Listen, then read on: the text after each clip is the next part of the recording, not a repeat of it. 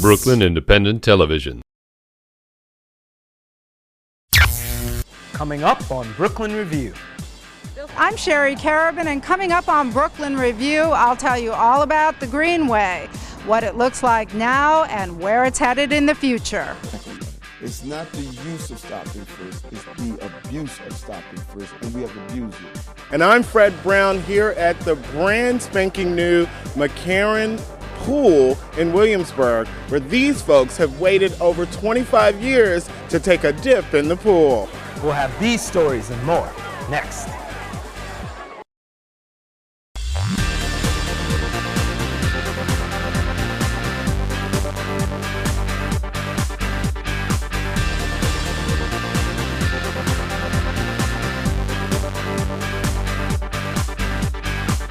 Welcome to Brooklyn Review. I'm Brian Vines. Trying to find a job is a job in itself, and it doesn't make it any easier if you don't have a high school diploma or a GED, and you do have a criminal history. But there is hope for those who are seeking a change and truly want to be gainfully employed. Melissa Rose Cooper has more. Tika Tamika Thomas lost her job working with patients about a year ago after a car accident left her with limited strength in her right hand. But thanks to the HOPE program, she's now earning a steady paycheck. It gave me the confidence to say, well, I could now provide. I don't have to depend on the system to help me. I'm able to bring in the money to pay my own bills. I don't have to go to no more appointments, and I don't like to depend on people. I like to do my own. So by me working, it gives me more confidence to say, okay, I could do it. Tika's just one of hundreds of success stories to come out of the HOPE program since it started almost 30 years ago. The HOPE program is a 28-year-old nonprofit that provides work readiness services to unemployed New Yorkers who are living in poverty. People come to us because they're ready and very committed to changing their life, though they come with lots of barriers. Some folks have histories of incarceration, some folks have histories of substance abuse.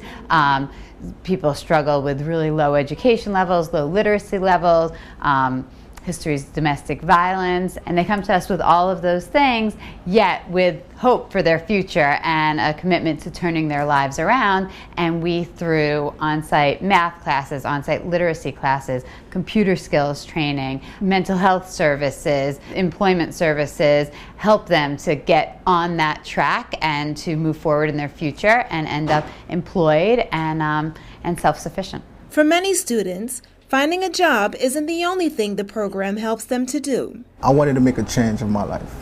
That's what brought me here. Runel Duso turned to a life of crime before finding hope. But since getting into the program in April, he says he's on the right path.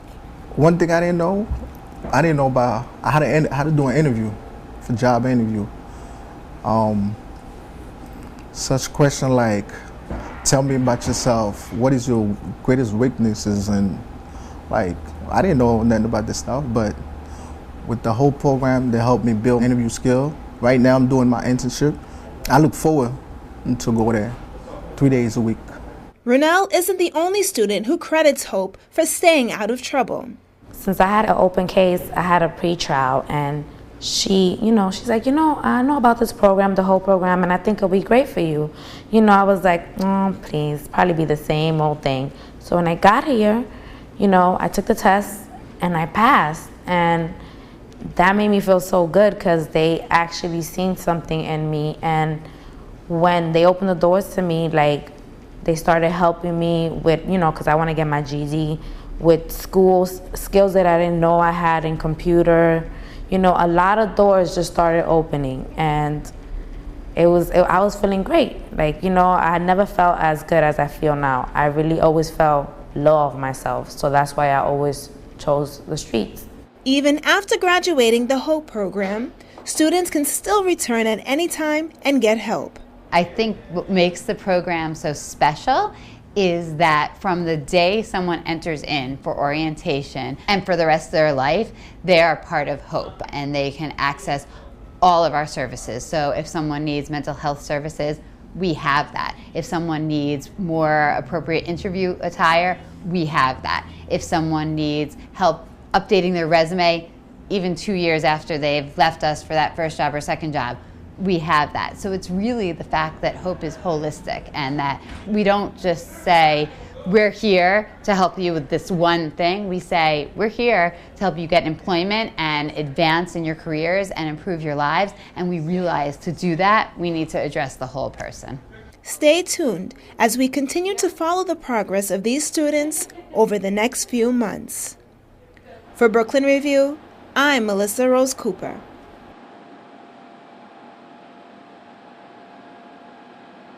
That's right. And over the next few weeks, we will be spending some time with the people at the HOPE program as they work toward their goals. So stay tuned for that. Now, public works projects tend to move at a very deliberate pace. And that's certainly been the case with the Brooklyn Waterfront Greenway Initiative. The idea actually dates back to the 1990s, and it's still years away from completion. However, progress has been made, and there are pieces of the Greenway scattered throughout the borough. In June, the City Department of Transportation unveiled a plan for the final route of the Greenway, and Sherry Carabin spoke with the lead organizer of the effort about what the project holds for Brooklyn. At first glance, it might look like any other bike and pedestrian path, but these city blocks are actually part of the Brooklyn Waterfront Greenway. It's a name that may sound familiar, and it should, since the idea has been in the works for years.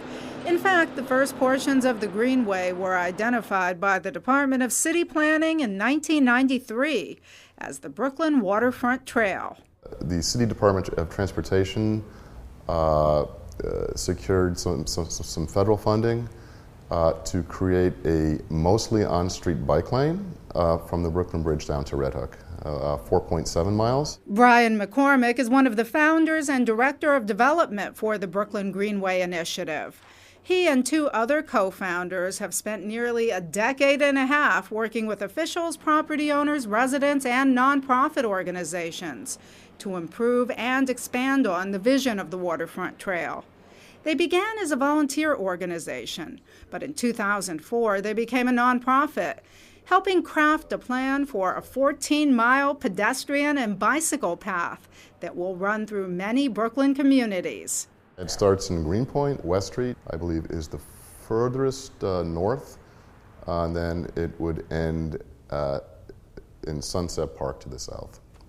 Eventually connect via now the Owl's Head Park, and connect to the Shore Park Esplanade, which would mean that we would have a 27-mile borough-wide encircling greenway.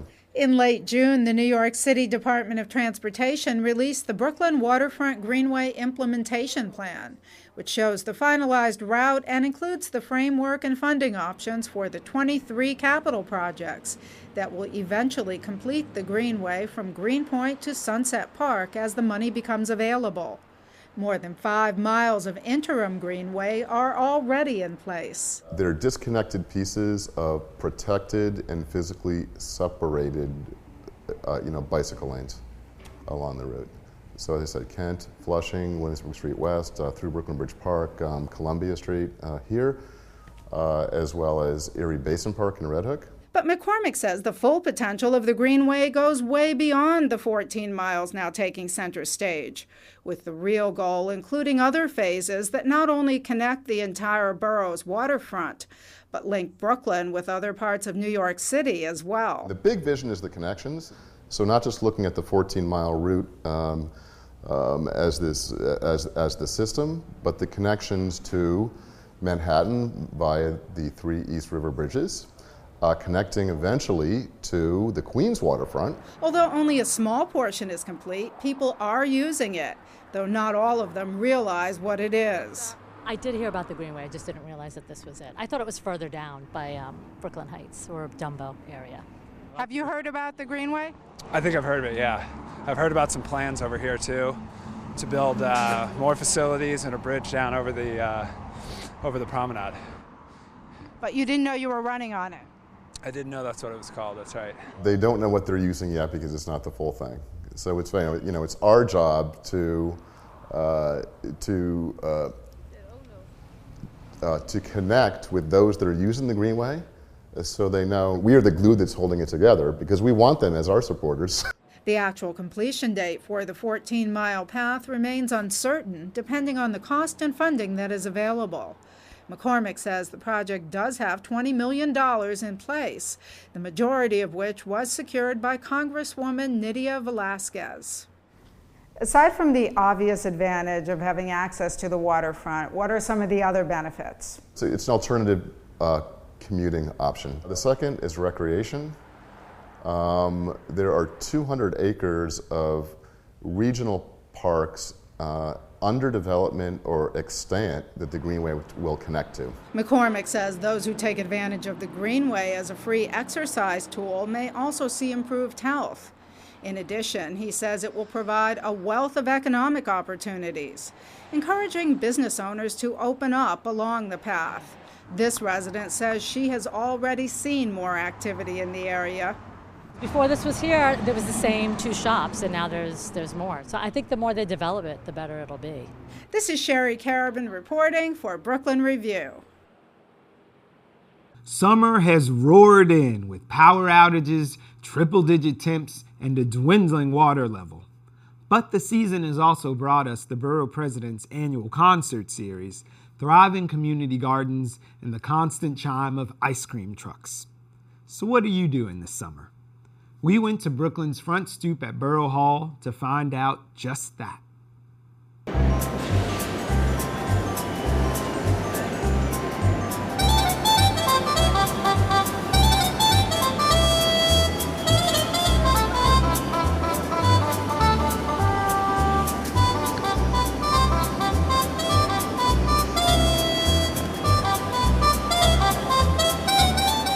How are you going to keep cool this summer? This summer we're actually going to be working at a day camp in Bedside and taking summer classes and doing the beach, a few vacation trips. That's about it. Man, I love to swim, so swimming. Also, I'm a big fan of the Adirondacks, so I'll be going up there doing some camping, probably some canoeing and swimming in the lakes. This summer, I would like to go to Jamaica, but that's not possible. But right now, I'm going to be working at a job at a daycare. So, like, you know, in between my time, I'll probably maybe go to parks, go to the beach, you know, hang out in places like this just to enjoy the weather.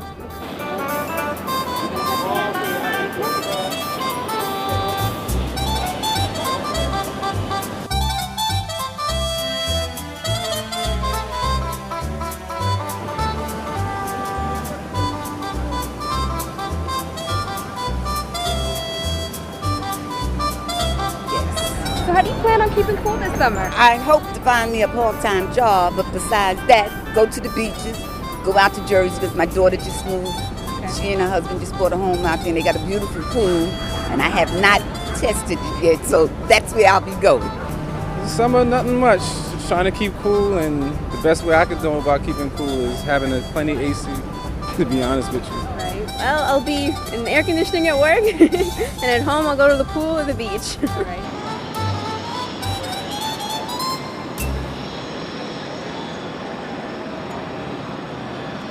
That last story may have you thinking about how to stay cool this summer. And after nearly 3 decades of disuse, the McCarren Pool and Recreation Center reopened in June. The revamped facility underwent a 30-month, $50 million facelift and is Brooklyn's largest pool. But it's also been the site of violent altercations, resulting in concerns about security. Reporter Fred Brown visited the pool with NYC Park Advocates, a local nonprofit group that's fighting to make sure that all city spaces get the services they deserve. There was excitement in the air as McCarren Pool reopened after 28 years. Everyone was eager for a swim. Back in the day, circa 1937, the pool was a hotspot for Brooklyn residents.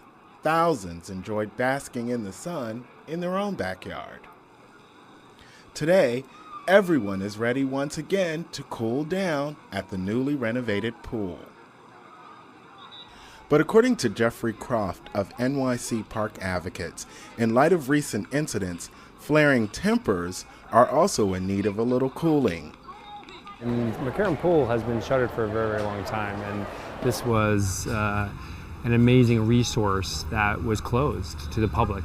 And this was a very important to New York City Park advocates and to many people who have fought for years to open up this pool. For most of the pool's life, the capacity was 2,200, and they reduced it down to about 1,500. And so there is that's 700 less people are allowed to go in at one time, which is a big deal. Unfortunately, during the first week, violence marred this wonderful opening. And it definitely shook up a lot of people because one of the reasons why the pool was not restored earlier was because people felt that this type of activity would come back and it wasn't going to be properly maintained or the facility properly secured, which is a huge deal. And one of the big issues is when they opened the pool, they only had 2 park enforcement officers and 2 NYPD, which is for thousands of people, that's clearly not enough. So they had 28 years to get a security plan down, and they did not get it down. Well, we're pretty excited. This is our first time coming, and I just think it's a really nice thing to have for young kids and families in the neighborhood. So I'm pretty happy about it. The pool just reopened. Of course, there's going to be a lot of excitement. I think that kinks will get worked out as the pool's open for longer, and I feel like we can all kind of share the pool as residents of the community together.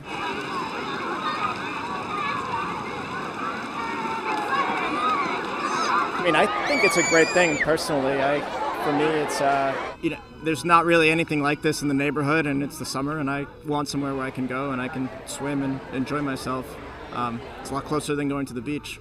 I think when you have 18,000 or 28,000 people who have been here so far in a 1.5 week span, you're going to have a few incidents, but I think it's fine. It was on the news, but I'm not worried.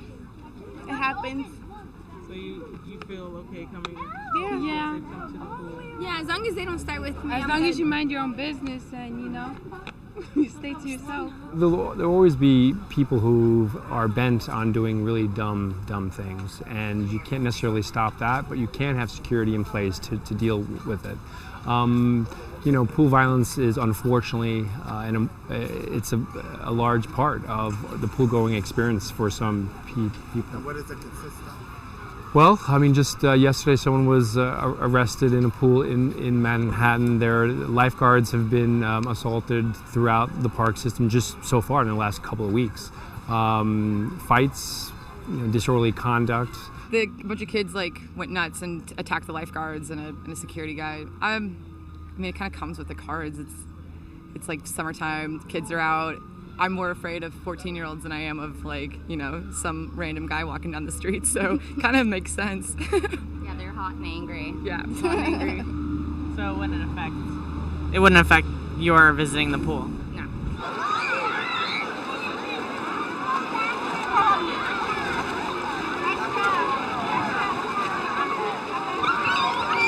What goes up must come down. It's the popular explanation of gravity, but it has no bearing on your next taxi fare. New York City commuters may be forced to pay a 17% fare increase that will make it more expensive to hail a yellow cab. We've heard the commuters complain, so we went to the taxi depot on 4th Avenue in Park Slope to hear from those behind the wheel. Okay, folks, it's official. The NYC Taxi and Limousine Commission just approved the highly anticipated 17% fare hike, the first increase in 7 years. That means while the base fare will remain at $3, the flat rate for airport transfers at Kennedy will go from $45 to $52, and for Newark from $15 to $17.50. The local drivers we caught up with had a few things to say. Actually, the TLC said the benefit for the increase is going to be for the drivers. We hope that's so. So they say the increase is going to be like 17%. We're not sure yet how much it's going to be.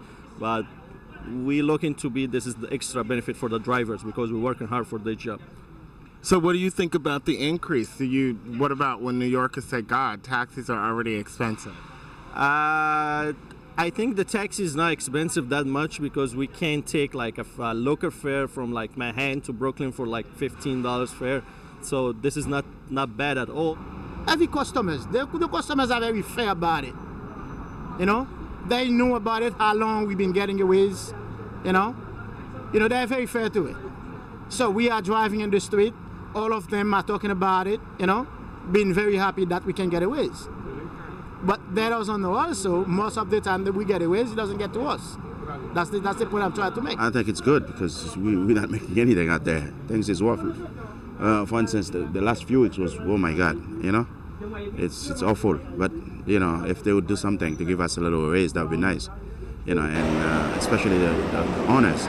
There's a, owner must drive, that's killing us. Even some of us sick, we cannot take vacation, we cannot take retirement.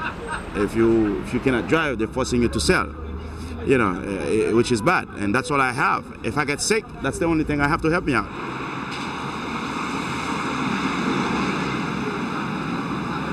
Yeah, the rates is very is not bad. It's not bad at now, but I hope it's not gonna raise up, because if the raise up is gonna be to take our benefit to the affiliate service.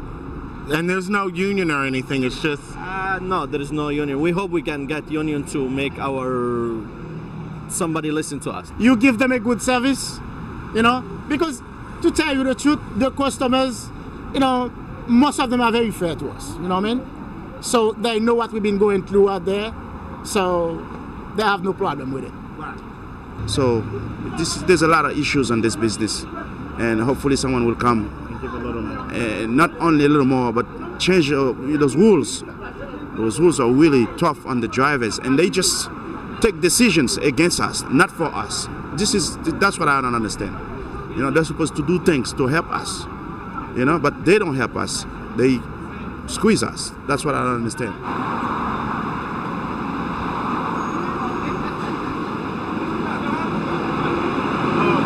The NYPD's Stop, Question, Frisk policy has been hotly debated in the media, on the streets, and now in a state appellate court, where two separate stop and frisk incidents that actually resulted in getting illegal handguns off the street were recently overturned because the officers did not have sufficient cause to search the 14-year-old gun toters.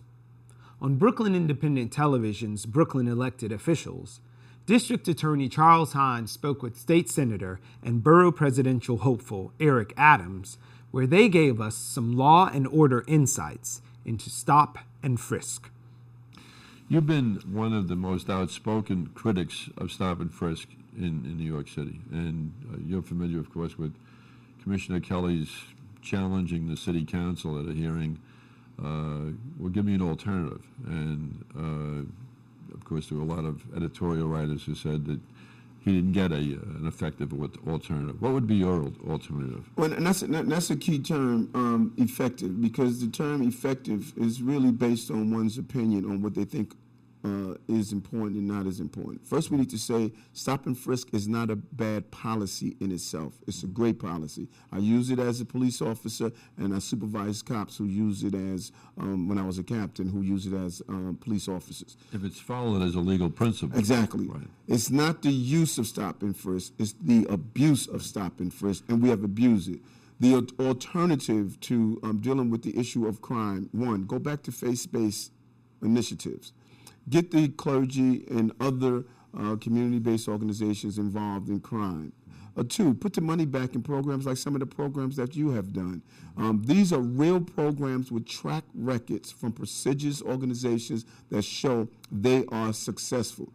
What we want to do, and I think is the wrong way to go, we believe that there is an instant remedy to dealing with these social issues that leads to crime.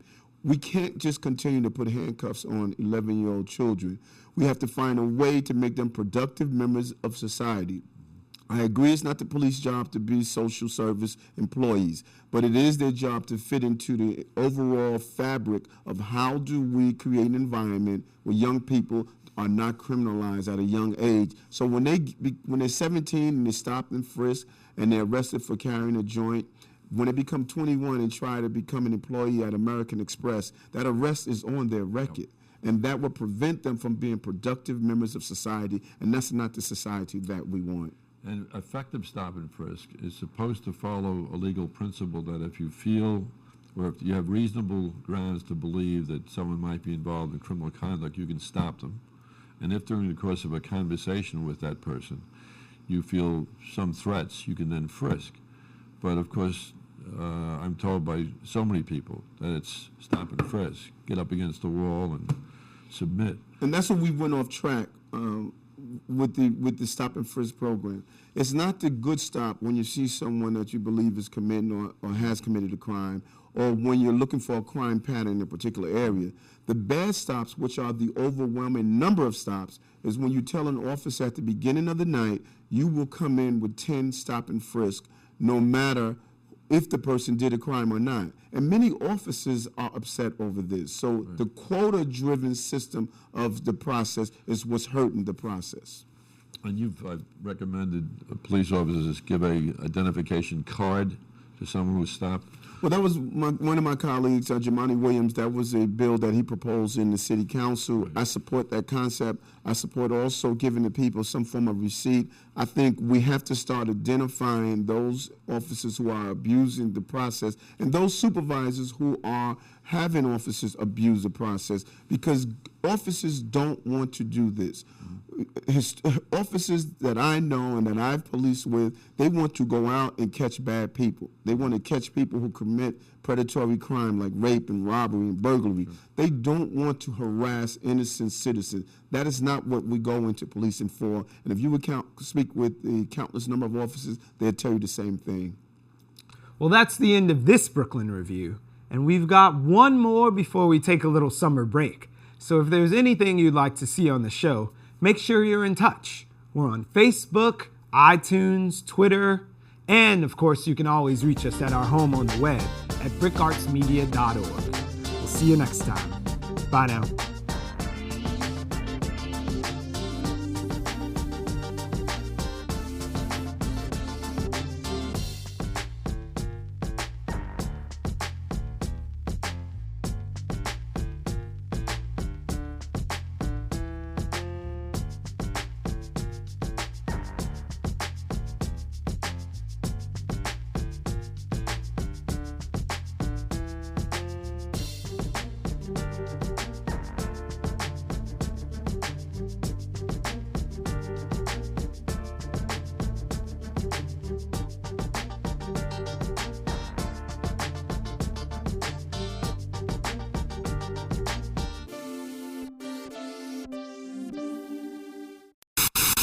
Watch this and other Brooklyn Independent Television episodes online at brickartsmedia.org/BIT.